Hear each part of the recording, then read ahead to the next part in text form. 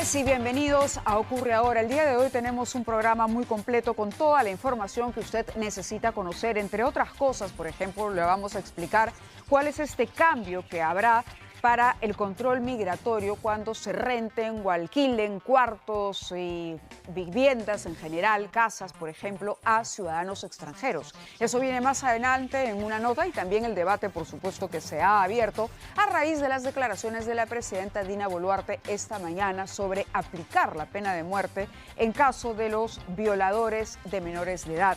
Y a propósito de este anuncio, vamos a presentar o abrir el programa esta noche con este caso que comentábamos el día de ayer y prácticamente se nos quebraba la voz porque la víctima fue una niña de 12 años. El hallazgo del cuerpo se debió en mucho al esfuerzo de su propia familia, que fue atando cabos y llegando a la persona que la tenía en una covacha, encerrada ahí, donde además violó a esta niña y donde finalmente la familia encontró el cuerpo.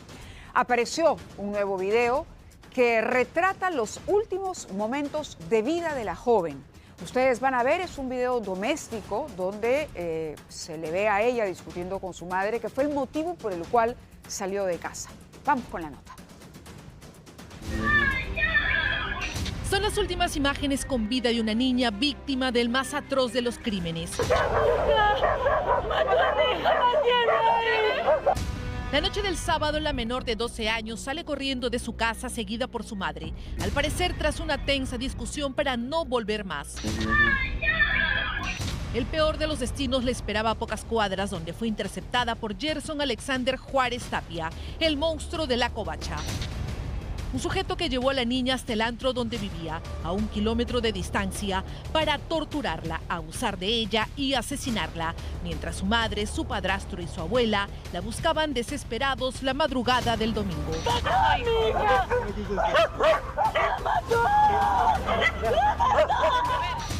Un asesino que no habría actuado solo, pues cámaras de seguridad que se ubican cerca a la covacha de Juárez Tapia registraron a las 2:16 de la madrugada un mototaxi del que descienden 2 hombres que aparentemente habrían ayudado al homicida con su macabro plan. El asesino ya había llamado varias veces al celular de la abuela de la menor para presentarse como un testigo que había visto el escape del adolescente. Uno que era de su padrastro, su abuelita, ¿qué es lo que le contestó? No contestaba, yo seguía llamando. A ver, pues no me contestaba el señor, porque quería saber de la niña, ¿no? Porque me preocupa también, porque también tengo una hija. Pero sus contradicciones levantaron sospechas. El número con el que se comunicaba fue clave para dar con su paradero y la más cruda confesión.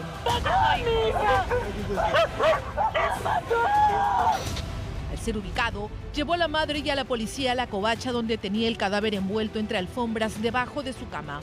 Me desgraciaron la vida esos malditos. Me desgraciaron a mi hija. ¡Justicia, señores! ¡Justicia! En casa de su abuela, los restos de la pequeña fueron velados. Allí su padre recordó entre lágrimas el último momento que compartió con ella. Sí, eso fue, como dice, la última vez que le vi. Comimos, le compré su letecito y tomamos una gaseosa, reímos. Digo, ¿por qué no me llamó? No me llamó, me llamo hoy día recién. ¿Y por qué no me llamó cuando ha pasado? En medio de un dolor irreparable, la pequeña de 12 años recibió su último adiós en este camposanto de Pachacamac. Mientras tanto, sus seres queridos claman justicia y exigen la pena máxima para quienes le arrebataron la vida de la forma más brutal. Todavía se está investigando y se está buscando dar con el paradero de otros 2 sujetos que ingresaron a esta covacha, que se presume habrían sido cómplices de este sujeto, Gerson Juárez, para quien la Corte de Lima Sur, ha pedido ya o ha dispuesto la detención preliminar por 7 días. El sujeto tiene 26 años, se imaginarán ustedes lo que pasó, esta criatura de 12 años a manos de esta persona, si no fue con los otros 2 cómplices de los que estamos hablando. El tema es realmente grave, porque hay crímenes que nos tocan en lo particular, que nos tocan de una fibra especial, y cuando uno piensa en el sentimiento que en este momento embarga a esos padres, sobre todo porque la vieron por última vez en medio de una discusión, ¿correcto? Entonces se iba ella enojada, no hubo tiempo de pronto para reconciliarse, el sentimiento de culpa que puede sentir la mamá. La verdad es un caso que no puede de ninguna manera quedar impune, pero no es el único. El día de hoy, y hay que decir las cosas como son, un equipo de ATV junto a la Fiscalía, en exclusiva, pudo finalmente dar con el paradero de un violador, otro violador de otra niña. En este caso, la niña tenía 13 años, o tiene 13 años, y el sujeto 27, pero se hacía pasar por un joven de 19. Miren qué fácil puede ser engañar a un menor. De ahí la importancia de mantener a nuestros hijos siempre dialogando con los padres, abrirles, no cerrarles nunca esa puerta. Vamos a ver este caso, sobre todo las imágenes en exclusiva que tiene ATV. De esta manera y con gritos de justicia, fue detenido este hombre acusado de abusar de una menor de edad.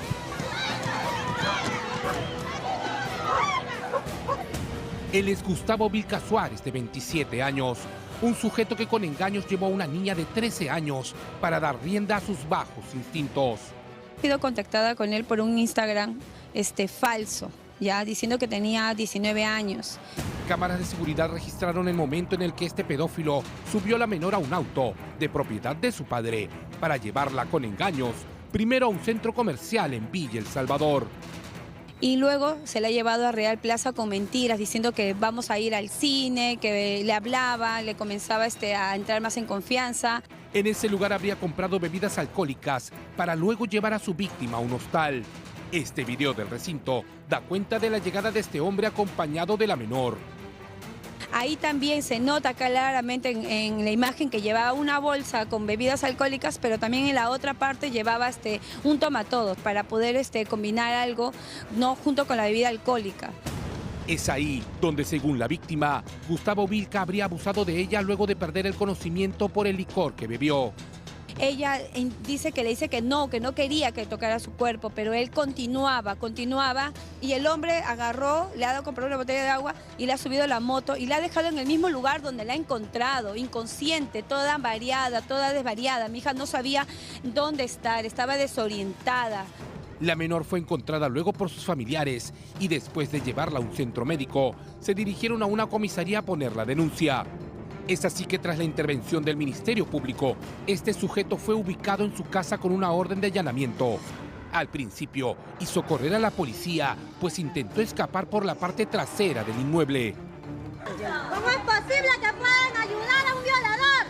Pero luego fue capturado, esposado y llevado a la camioneta policial en medio de los gritos de justicia de familiares y vecinos de la zona. Justicia, que se haga justicia, porque no puede quedar impune. Hoy puede hacerme a mí, pero mañana puede ser a cualquier otra mujer.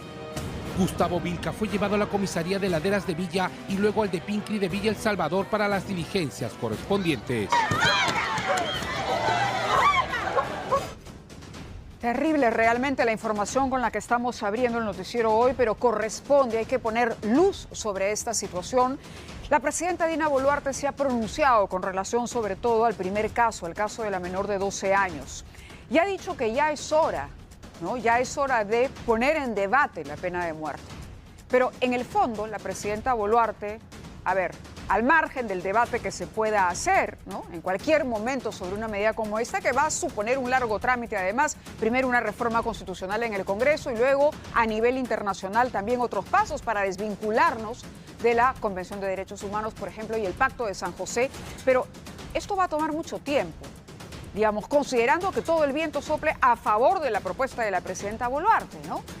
Quienes saben de estos temas dicen por lo menos 1, 2, 3 y hasta 4 años. ¿Cuál es la propuesta del gobierno entonces? ¿Denunciar el Pacto de San José? ¿Renunciar a la Corte Interamericana de Derechos Humanos? Y en el camino, durante el tiempo que tarda esto, que es año y medio tiene la señora Boluarte todavía en el gobierno, ¿cuál es la estrategia para ponerle fin, señora presidenta?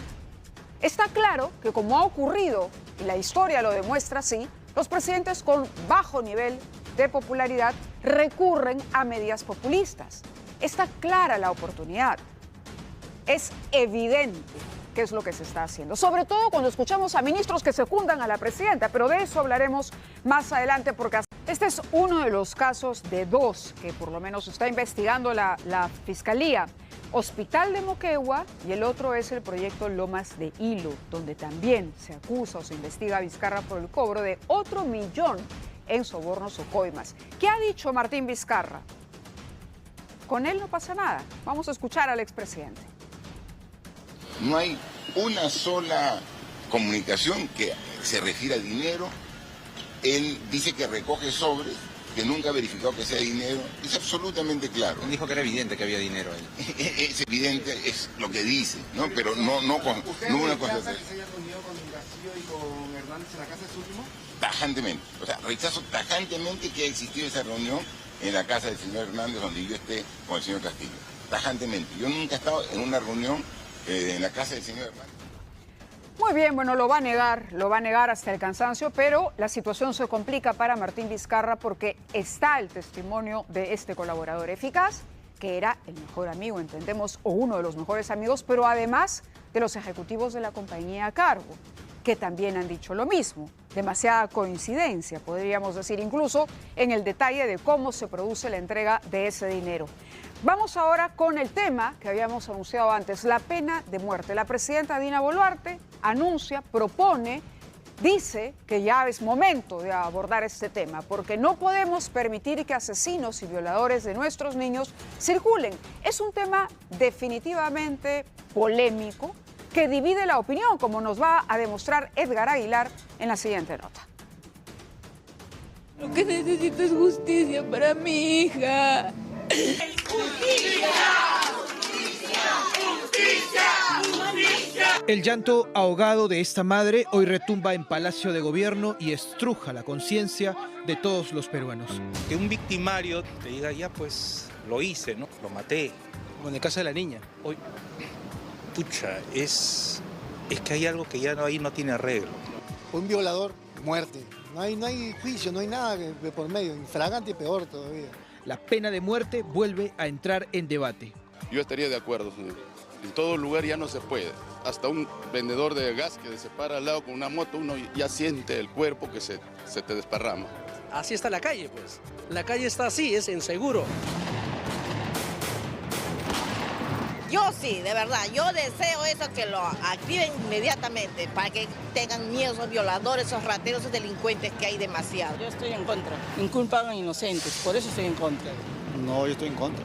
¿Por qué? Porque nadie tiene derecho a quitar la vida de un ser humano. Pero... Yo estoy a favor, amigos. Son asesinos, gente despiadada, que no tiene miramiento en nada. Lo matan a usted, a su esposa. No miden nada, entonces merecen lo mismo, ¿no? La ley de talión, ojo por ojo, diente por diente. Sí, y aparte de eso, supone que nosotros debemos respetar lo de los derechos humanos, ¿no? De lo que ha suscrito el Perú con otros países, ¿no? Es cierto, nuestro país desde 1978 se comprometió a cumplir la Convención Americana sobre Derechos Humanos que impide la pena de muerte. Para quienes están a favor de la pena de muerte, como el congresista Wilson Soto, la solución es retirarnos de la Corte. Ahora que la presidenta está de acuerdo, bueno, pues que lo haga ella. Es más, desde el Parlamento nosotros impulsamos un proyecto, aquí está el dictamen de insistencia, presentamos para que el Perú se retire de la Corte, ¿no? Para Daniel Mora, exministro de Defensa, se debe apuntar sobre todo al problema de fondo, la corrupción enquistada en el país. No creo que la pena de muerte vaya a causar una disminución sensible de la criminalidad en el país. Creo que por ahí debemos discutir si vale la pena aplicar la pena de muerte a los políticos corruptos, a gobernadores, a alcaldes y a funcionarios, porque todo esto es una red.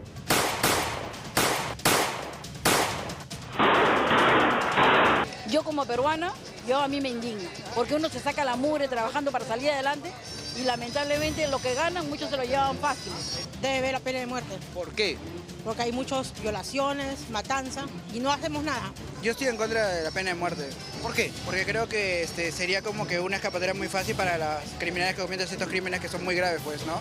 Pena de muerte, como la cura o como otra enfermedad.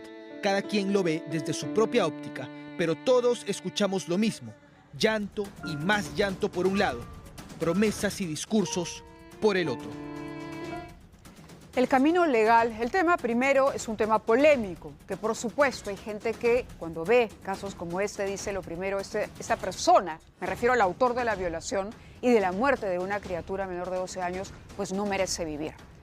¿A quién no le sale del forro una reacción violenta? Hemos visto el día de ayer las imágenes cuando la familia, los vecinos reaccionan con violencia y yo les decía, no puedo juzgarlos, no puedo decir que han actuado mal porque no sé, no podría ponerme en el lugar de ese padre o esa madre, pero probablemente si estuviera, reaccionaría de la misma manera, ¿no?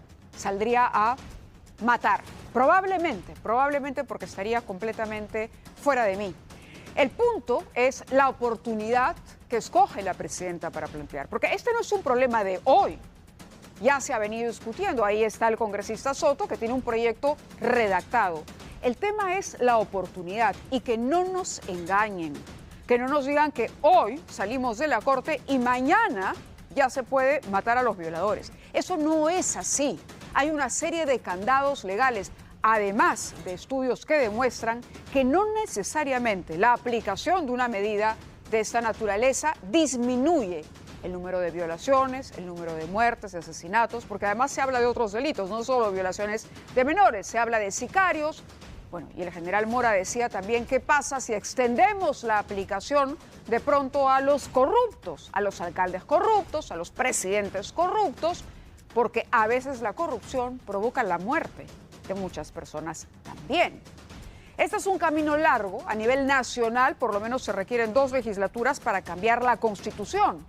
Y para los acuerdos internacionales habría que avisar a la Corte que nos vamos, pero me parece que es un mínimo de 1 año de anticipación.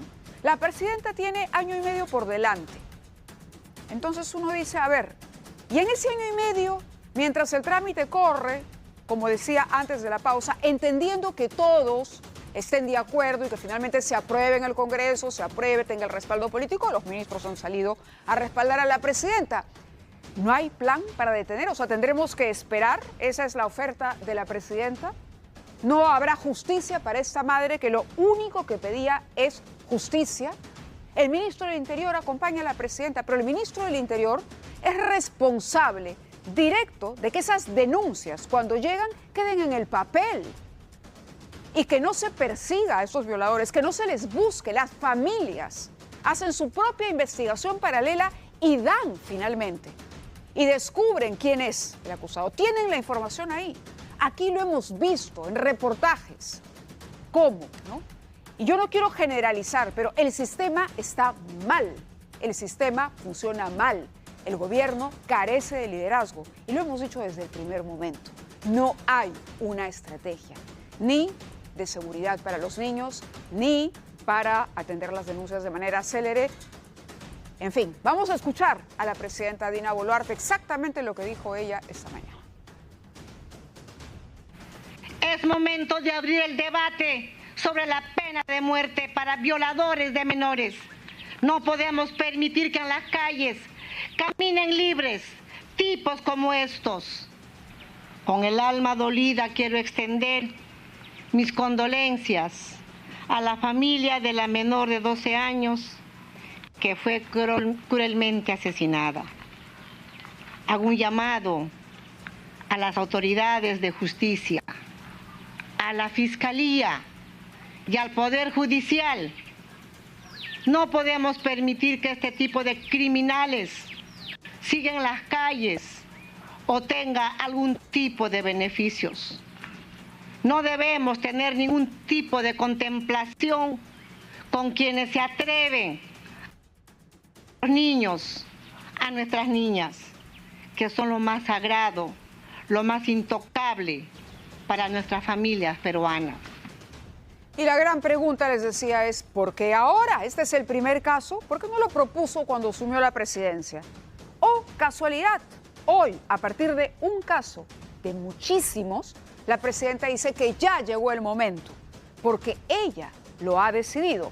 Vamos a escuchar ahora lo que dijo el 5 de diciembre, es decir, hace unos días nada más, el ministro de Justicia, lo que nos revela que ya venían dándole vueltas en el gobierno para finalmente poner este. Pero veamos lo que dice el ministro de Economía, que hay un gabinete alineado, porque Santibáñez, de acuerdo, Santibáñez y Dina Boluarte, ¿no?, juegan como un tándem.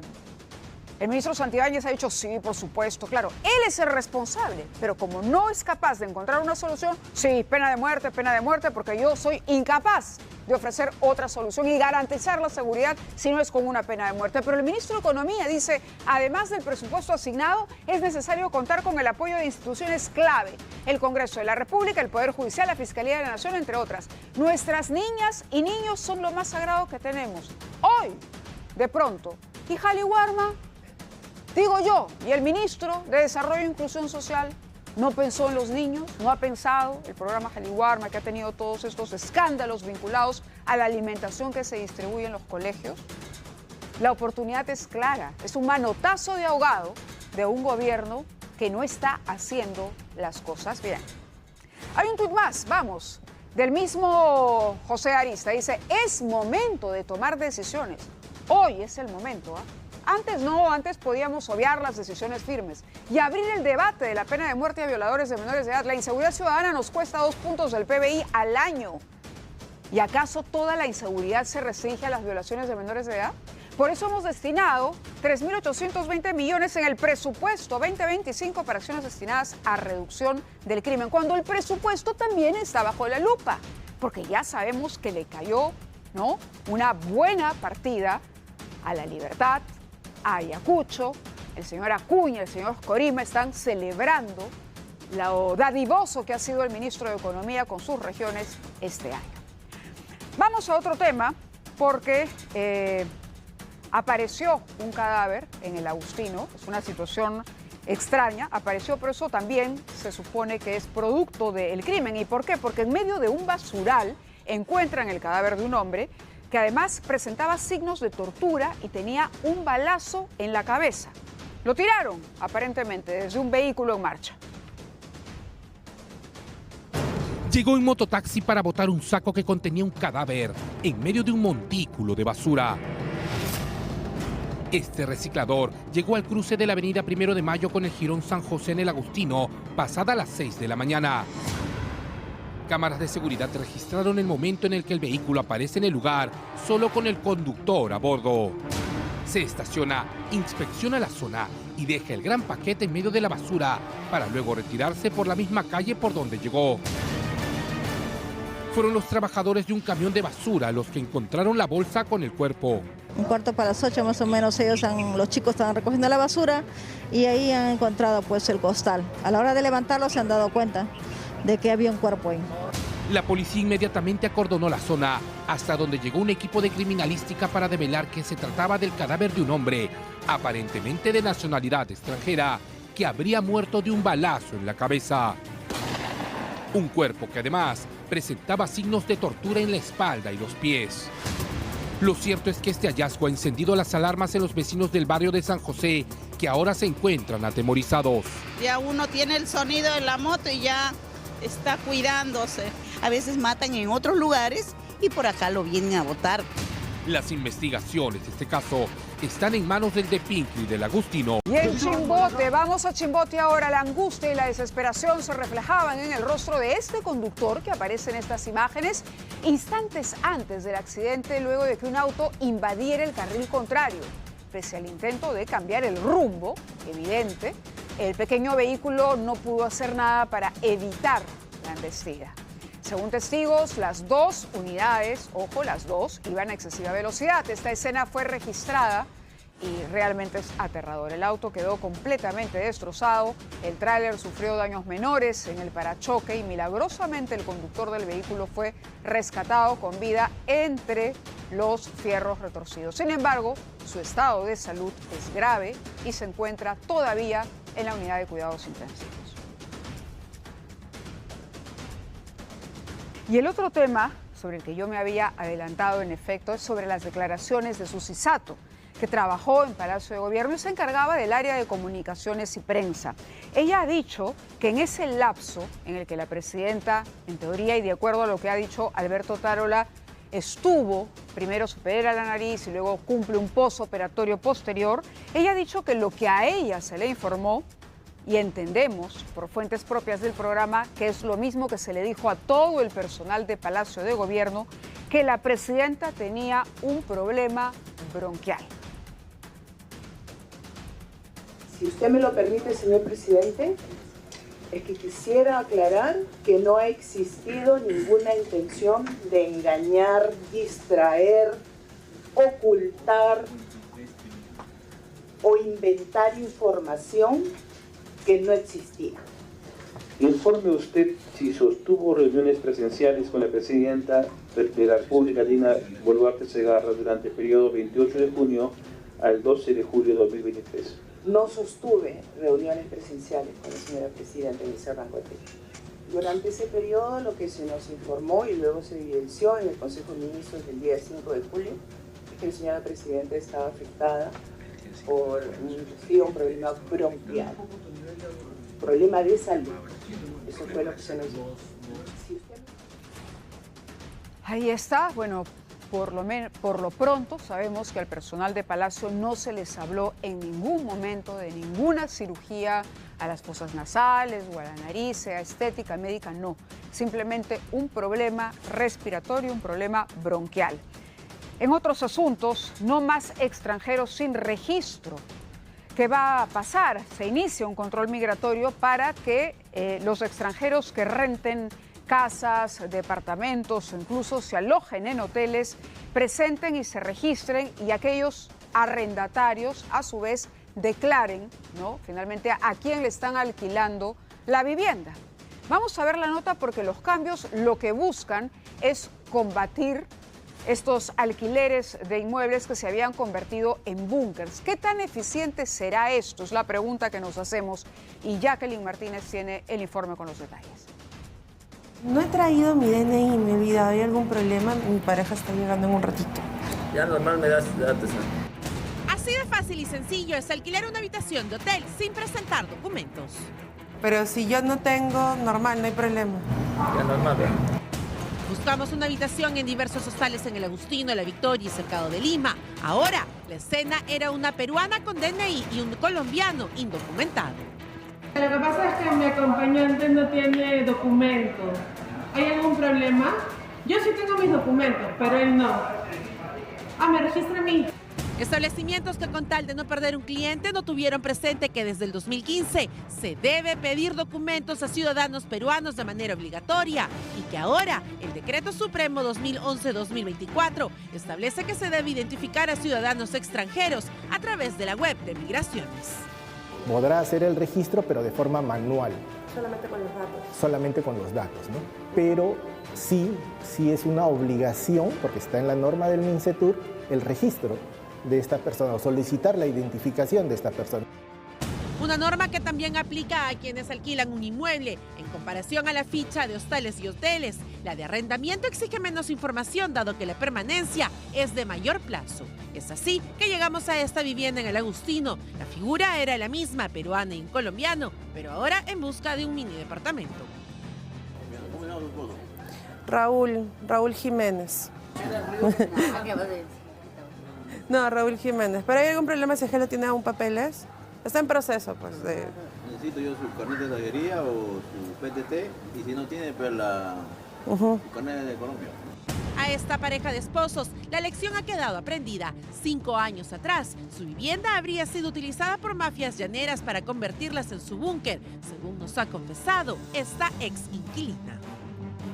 Había un venezolano que tenía granada de guerra y a otro venezolano que estaba con una pistola. La policía sugirió al dueño de la casa que pidiera documentos a todos. A raíz de eso, el señor comenzó a pedir documentos. Es que todos los extranjeros que habiten, ya no solamente el hospedaje o el arrendamiento, sean registrados. Por no tener un registro o control de la información de los extranjeros, la multa es de otra UIT, de una UIT. ¿Así sea por horas en el caso del hospedaje? Así sea por horas. 5.150 soles de multa por no solicitar al extranjero documentos de viaje o identificación. También por brindar alojamiento sin registrar información personal en la bitácora del local. La multa se duplica, es decir, 10.300 soles, por no llenar las fichas de migraciones. Y es que al ser una base integrada con la Policía Nacional, Interpol, Fiscalía y Poder Judicial, de tener a un requisitoriado como cliente, las alertas se activarán en estas sedes. Claro, esta información a nosotros nos permite planificar, ¿no?, y organizarnos para acudir a los establecimientos de hospedaje en donde registran extranjeros con la condición irregular, ¿no? Recuerde que para el caso de hostales y hoteles se debe de solicitar un código y usuario a Migraciones. En el primer día de entrada en vigencia ya hay 250 establecimientos que han sido habilitados con estos permisos. Hay algunos problemas ahí, conociendo además la informalidad en el Perú. ¿Cómo se va a fiscalizar esto? ¿Cómo va a tener la capacidad de Migraciones, digamos, de corroborar en el campo, ¿no?, lo que se pueda registrar? ¿O cómo va a descubrir a aquellos que no registren? ¿Cómo? Porque si hoy por hoy hay alquileres que se hacen simplemente de forma verbal, que se acuerdan de manera verbal, ¿cómo se va a descubrir eso? Y lo otro que decía un especialista el día de hoy es que esto obligaría o motivaría que se utilice un intermediario nacional, peruano, para evitarse cualquier problema en el caso de un extranjero que quiere rentar algo. Pero en fin, está ahí dada la medida.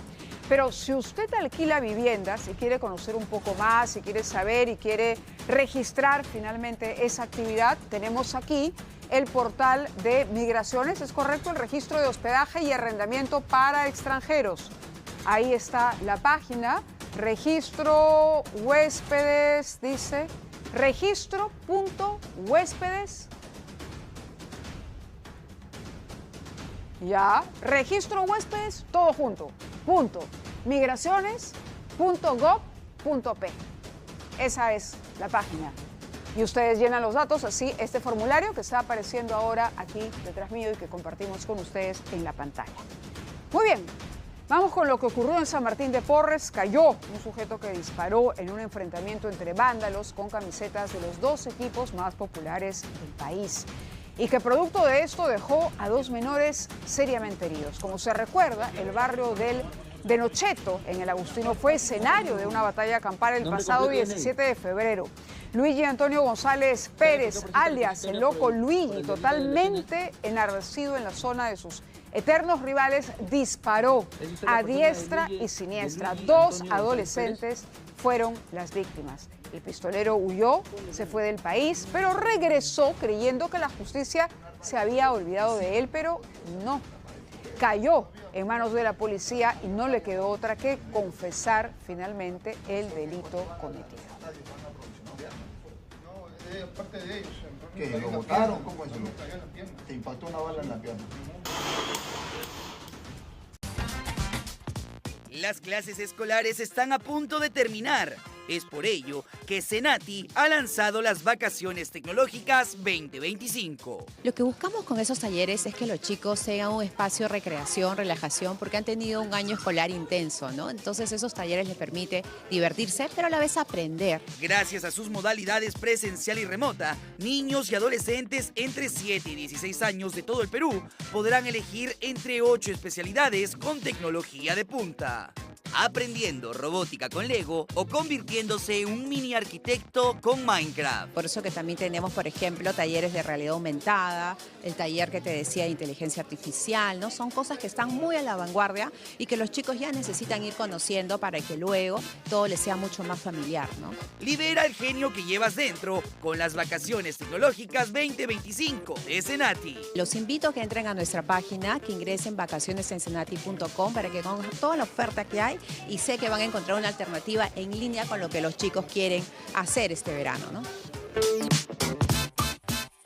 Bueno, ha sido un placer acompañarlos esta noche. Mañana, por supuesto, a las 7:30 en punto, con más información, con más investigación para ustedes. Que tengan buenas noches y quédense en compañía de Andrea.